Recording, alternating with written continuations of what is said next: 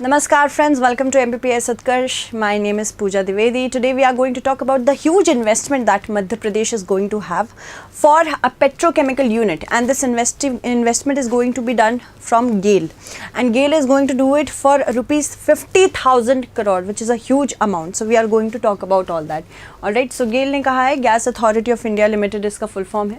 ये एक petrochemical plant Ashta में लगाएगी, सीहोर डिस्ट्रिक्ट में. ठीक है, अष्ट सीहोर डिस्ट्रिक्ट में, याद रखिएगा सीहोर में लगने वाला है. इन्वेस्टमेंट कितना आएगा? 50,000 करोड़ रुपए का, यानी कि यहाँ पे एम्प्लॉयमेंट बहुत जनरेट होने वाली है. साथ ही साथ यहाँ पे कॉन्स्टेंटली अगर एम्प्लॉयमेंट जनरेट होगी तो मार्केट स्ट्रक्चर बहुत अच्छा होगा. ठीक है, उसके बाद कैपेसिटी क्या होगी इस पूरे पेट्रोकेमिकल यूनिट की? ये 1.5 मिलियन टन्स पर एनम का इथेन क्रैकिंग यूनिट होगा. ये लार्जेस्ट इन्वेस्टमेंट है gas Authority of India limited से in the state of Madhya प्रदेश. जैसे कि मैंने बताया, आष्टा सीहोर डिस्ट्रिक्ट में इसका लोकेशन होगा. 800 हेक्टेयर तक ये फैलेगा. प्रोजेक्ट टाइम है 5 साल का. मध्य प्रदेश का जो इंडस्ट्रियल डेवलपमेंट कॉरपोरेशन है, ये बेसिकली सारी फैसिलिटीज़ जो इस यूनिट पे लगने वाली, जैसे वाटर, गैस, रोड, ये सारी चीज़ें ये करेगा.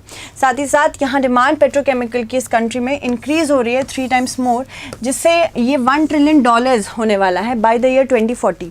तो इस नेसेसिटी को मीट करने के लिए, इस रिक्वायरमेंट को मीट करने के लिए ये पर्टिकुलर वे लिया जा रहा है. दूसरी चीज़, इथेन कंपोनेंट है नेचुरल गैस का. Liquefied natural gas LNG cylinders हम यूज़ करते हैं ना, उसमें इथेन भी यूज़ होता है. ये ब्रेक डाउन हो जाता है इथेलाइन में, और ये फिर अलग अलग प्रोडक्ट्स बनाने में इसका इस्तेमाल होता है. जैसे प्लास्टिक बना लिया, ग्लू बना लिया, सिंथेटिक रबर बना लिया.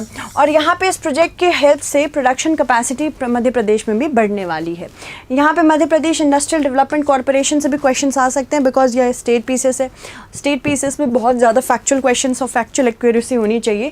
इसका एस्टैब्लिशमेंट हुआ था सितंबर 13, 1965 में. First of all that, MD इसके कौन है? MD से भी क्वेश्चंस पूछे जा सकते हैं. तो चंद्रमौली शुक्ला MD है. गेल के बारे में बात करते हैं. गेल से भी क्वेश्चंस डायरेक्टली पूछे जा सकते हैं. इसे अगस्त 16, 1984 में इस्टेब्लिश किया गया था. एक सेंट्रल पब्लिक सेक्टर अंडरटेकिंग है, यानी कि इसमें ज़्यादातर जो इंटरेस्ट है वो गवर्नमेंट का है एज एन इंडस्ट्री. और यहाँ पे ये ministry of petroleum and natural gas के अंतर्गत आती है. ये भी याद रखिएगा, क्योंकि इससे भी सवाल उठ सकते हैं कि किस मिनिस्ट्री के अंतर्गत आती है ये. दूसरी चीज़, पहले तो कंपनी का रिस्पॉन्सिबिलिटी कंस्ट्रक्शन और ऑपरेशन का था, मेंटेनेंस का था. हजीरा विजयपुर जगदीशपुर पाइपलाइन प्रोजेक्ट के लिए पहले इसके लिए बनाया गया था, बाद में एक्सपैंड कर दिया गया. ये one of the largest interstate natural gas line projects था. ये पर्टिकुलर पाइपलाइन प्रोजेक्ट जो था, one of the largest interstate, मतलब एक स्टेट से दूसरे स्टेट में जाने वाला इंटरस्टेट था. ये 1800 किलोमीटर तक ये फैला था. और ये पाइपलाइन 1700 करोड़ की इन्वेस्टमेंट के साथ बनाई गई थी. 1 फरवरी 2013 में इंडियन गवर्नमेंट ने कॉन्फर किया था गेल महारत्ना स्टेटस के लिए, along with 11 public sector undertaking. तो अब ये बेसिकली क्या है? अब ये एक महारत्ना कंपनी बन चुकी है. नाउ महारत्ना, नवरत्ना, मिनी रत्ना, ये स्टेटस क्यों दिए जाते हैं और ये स्टेटस मिलने के बाद क्या होता है, ये भी इंपॉर्टेंट है जानना. Department of public sector enterprise ये नोडल एजेंसी है जो डिसाइड करती है कि सारे सेंट्रल पब्लिक सेक्टर एंटरप्राइज कैसे काम करेंगे, कैसे इनको स्टेटस दिया जाएगा. और ये पॉलिसीज़ बनाती है कि किस तरह से central public sector enterprise policies को इम्प्लीमेंट करेगी. यहाँ पे डिपार्टमेंट ऑफ पब्लिक एंटरप्राइज, जो कि ministry of heavy industry and public enterprises के अंतर्गत काम करती है. सेंट्रल पब्लिक सेक्टर एंटरप्राइज को 3 स्टेटस में डाला जाता है, महारत्ना, नवरत्ना और मिनी रत्ना. मिनी रत्ना के 2 खुद के कैटेगरीज है. मिनी रत्ना में कैटेगरी 1 है और मिनी रत्ना में कैटेगरी 2 है. तो सबसे हाईएस्ट रत्ना कौन सी है? महारत्ना कंपनी, मतलब जिसका प्रॉफिट भी बहुत ज़्यादा है, जिसका टर्नओवर भी बहुत ज़्यादा होता है. इसके बारे में जान लेते हैं कि किस तरह से महारत्ना स्टेटस अचीव किया जाता है, क्योंकि MPPSC में डायरेक्ट क्वेश्चन मेंस में भी आ सकता है, साथ ही साथ प्री में भी पूछा जा सकता है, इसलिए याद रखिएगा. सेंट्रल पब्लिक एंटरप्राइज कुछ क्राइटेरियाज अगर फुलफिल कर दे तो महारत्ना बन जाएंगी. इनके पास पहले से एक नवरत्न स्टेटस होना चाहिए. एवरेज एनुअल प्रॉफिट, यानी कि औसतन का जो इसका हर वर्ष का जो लाभ है आखिरी 3 सालों में, it should be more than ₹5,000 crore. ठीक है, ये बहुत बड़ा एक क्राइटेरिया है. दूसरा, एवरेज एनुअल नेटवर्थ क्या होनी चाहिए, मतलब नेटवर्थ का मतलब है असेट ज़्यादा होना चाहिए आपके पास, लाइबिलिटी कम होनी चाहिए.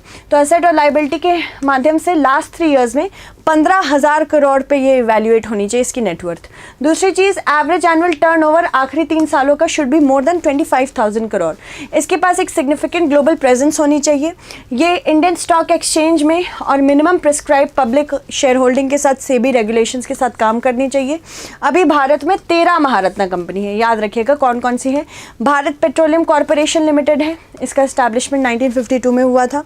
Steel authority of India limited है 1954 के साथ। ONGC है, ये 1956 में एस्टैब्लिश हुई थी। Indian Oil Corporation Limited, Oil India Limited और Bharat Heavy Electricals Limited. Thereafter Rural Electrification Corporation REC जिसको कहते हैं, ये 1969 में एस्टैब्लिश हुई थी हिंदुस्तान पेट्रोलियम कॉरपोरेशन लिमिटेड के साथ कोल इंडिया लिमिटेड। गेल भी है, गेल कब एस्टैब्लिश हुई है? 1984 में, याद रखिएगा। National Thermal Power Corporation NTPC, Power Finance Corporation और Power Grid Corporation of India. Navratna status के लिए किसी कंपनी को क्या करना होता है? पहले तो जो भी मिनीरत्न कैटेगरी 1 में और शेड्यूल A में लाई कर रही हैं, इनको या तो एक्सीलेंट रेटिंग मिलनी चाहिए या तो वेरी गुड रेटिंग मिलनी चाहिए। कम से कम MOU सिस्टम के अंतर्गत लास्ट जो 5 साल है उसमें से 3 साल में तो होना चाहिए इसका स्कोर 60 या 60 से अबव। 6 पैरामीटर्स पे इसको मापा जाता है। इसका नेट कैपिटल क्या है, नेट प्रॉफिट क्या है, total cost of man power और प्रोडक्टिविटी क्या है। मतलब मैन पावर आप 10 लोग को लेके आए हैं अगर, तो 10 लोगों के साथ आपने प्रोडक्टिविटी कितनी निकाली वो भी देखेगा। कंपनी का प्रॉफिट डिप्रिसिएशन से पहले, टैक्स से पहले, इंटरेस्ट से पहले क्या होगा वो देखना पड़ता है।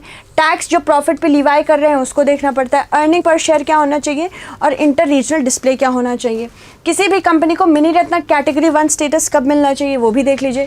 इनके पास प्रॉफिट हो continuous in the last 3 years, मतलब प्रॉफिटेबल होनी चाहिए। दूसरी चीज़, इनके पास प्रॉफिट टैक्स से पहले 30 करोड़ का होना चाहिए या उससे ज़्यादा, कम से कम पिछले 3 सालों में से 1 साल में तो ये होना ही चाहिए।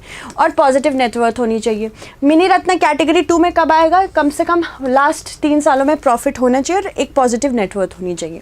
चलो, Gas Authority of India GAIL will set up a petrochemical plant in which of the districts of Madhya Pradesh? Indore, Ujjain, Sehore या ग्वालियर। अगर आपने कंटिन्यूसली ये पर्टिकुलर क्लास देखी है तो ये बहुत ही आंसर आपके लिए इजी होगा, ठीक है।